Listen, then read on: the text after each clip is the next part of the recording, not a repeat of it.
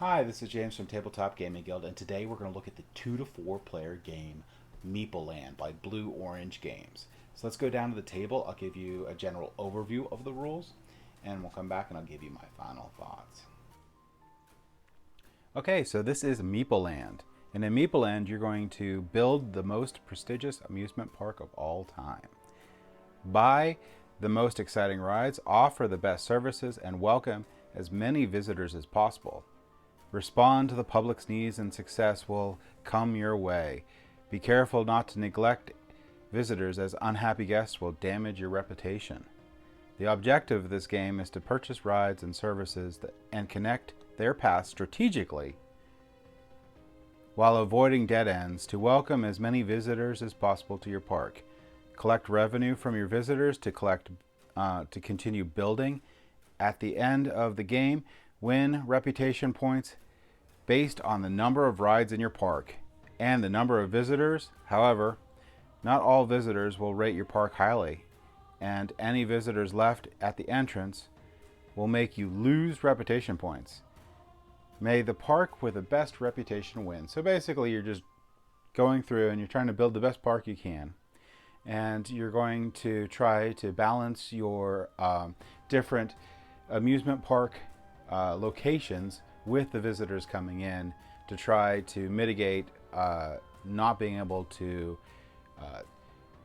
get all these different groups of people into your park, so losing points. At the start of the game, you're going to pick the start player. They're going to get this really cool little blue cardboard ticket, and every other player clockwise is going to get one more coin. So the person to the left will get 1 coin, the person to that player's left will get 2 coins, and so on.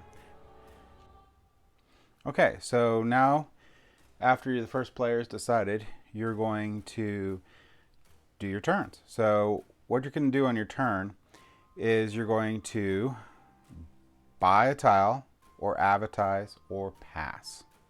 So the first portion of buying a tile, you must select and buy at least one of the central market tiles, which are over here. This can be attractions, a service, a plot, an extension of your park entrance, which is right here, which is really cool. Little like 3D model pillars with the top on. It's really cool. Okay, back to that. If you purchase a service or attraction up on here, you actually have to replace it with another tile. And then you have to place your purchase tile in your park. So if it's one of those. Now, if it's actually a advertisement, you don't need to do that, but I'll show you that later. So if I purchase this giant ride on here, I'm going to have to place it somewhere in my park. And these have different roads on them, and you're trying to connect them all in there, and you're trying to prevent from having dead spots on your board. So let's say I placed it there, but not saying that's a good idea or anything, but you buy your tile and you place it on the board. Now I will say, even though it did that, you still have to have, when you place these, they have to connect up the path, and they have to connect to a pre-existing one. In this case, I have to start at the entrance. This would probably not be the best one to start with, but then I would have to start one off here. Some of them have like cool extra branching paths like this guy right here. So it gives you a couple different options. So some of what you're going to be looking for when you're buying these tiles is going to be the paths, so you can connect them up possibly the best way and maintain getting as much of this grid covered. All right, the other thing you can do is get a service, and some of these look like the little services like this one here. This one actually has 2 services.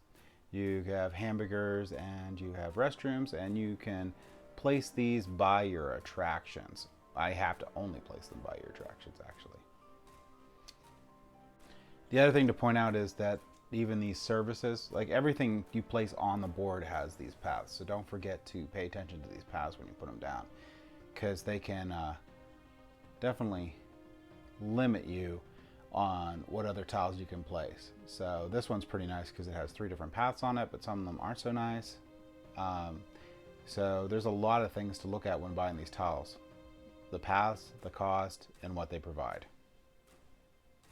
Now, the other thing you can do on your turn is you can buy an advertisement tile. For advertisement tile, you're just going to pay the price on the tile.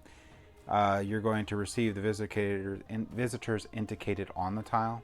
So they'll have like a like this guy right here.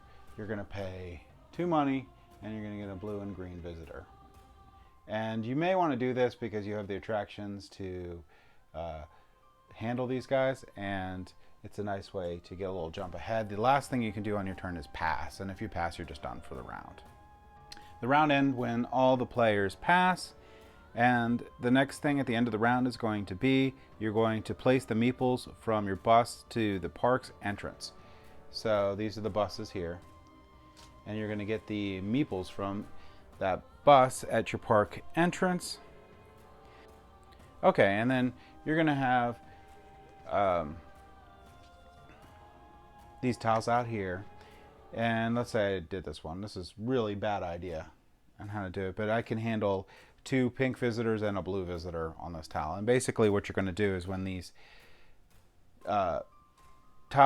visitors come in from your bus, you're going to be able to place them on all your free spaces. So you're going to fill them up as much as possible, and any that you are unable to have inside your park because you don't have any free spaces will stay at your entrance. Then you're going to receive revenue. So each visitor inside your park earns you $1, and visitors on the special spaces earn you whatever the number is. Earn you $1 more, sorry. So there's some special ones, but like, so the special spaces are going to be like plus monies, like these ones right here. These ones are going to just be normal places that can take your visitors. So this will be an example one that just give you $1. That amusement park ride will give you $2 each. I will mention too that some of them have special things. Like this one here will only give you an extra $1 for the blue one if there is a toilet adjacent to this ride here. So that is where these guys are really nice, because if you place this guy on here, then every time you get a blue visitor there, you'll get an extra money. So after you collect your revenue, you're going to determine the first player, and that's just going to be simply the person with the least money at the end of the round after you've collected revenue from your amusement park from the visitors.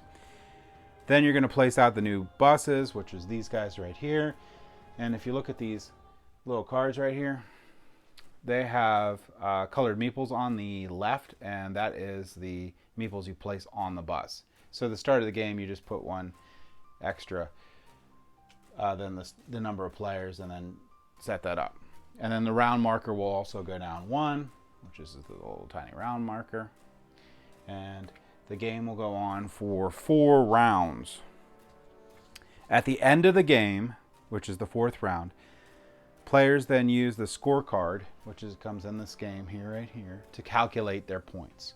And there's a really good amount of we've used a couple, but there's a really good amount of these scorecards in the game, so there's a lot. And there's varying things for earning the points. So you start off by getting your reputation points, and your reputation points are just going to be how many different attractions you have. So you can get up to 25 points or as low as 2 points for 7 different attractions. So having a large number of attractions on the board is really good. You can, if you like getting these big ones or you end up with a lot of big ones, you can get these little expansions during the game for your amusement park. So that helps out a lot. So sometimes like these little ones are what you really want to get, but the big ones give you a lot of revenue, so there's a lot of balancing in the game, and considering of the end scoring. You're going to gain points, reputation points, for all the visitors inside your park. The green and blue ones are worth 1 point each. The pink and yellow are worth 2 points each. Visitors who are outside of your park are the inverse of that, so green and blue lose you 1 point, and pink and yellow lose you 2 points. So you want to try to pay attention to these buses and what comes in, and make sure that you don't have a lot outside, because you can lose a lot of points. And there's generally a lot of these visitors coming in on each of these buses, which is a pretty significant amount, especially when you're starting out the game and trying to get your area set up. You don't have that many attractions, so it's something to definitely look into. So that is just a general overview of the game, Meeple Land. Let's go back up to the table here, and I'll give you my thoughts of Meeple Land. So Meeple Land, oh man, this is a good game. It reminds me somewhat, I guess, of Dinosaur Island, except for the tile placement actually matters more in Meeple Land, with the having to connect the different paths, and you do more tile placement in this game. I like the having to strategize on which bus is going to come down and which the visitors, and trying to meet the demand with having minimal people stuck at the entrance gate for negative points.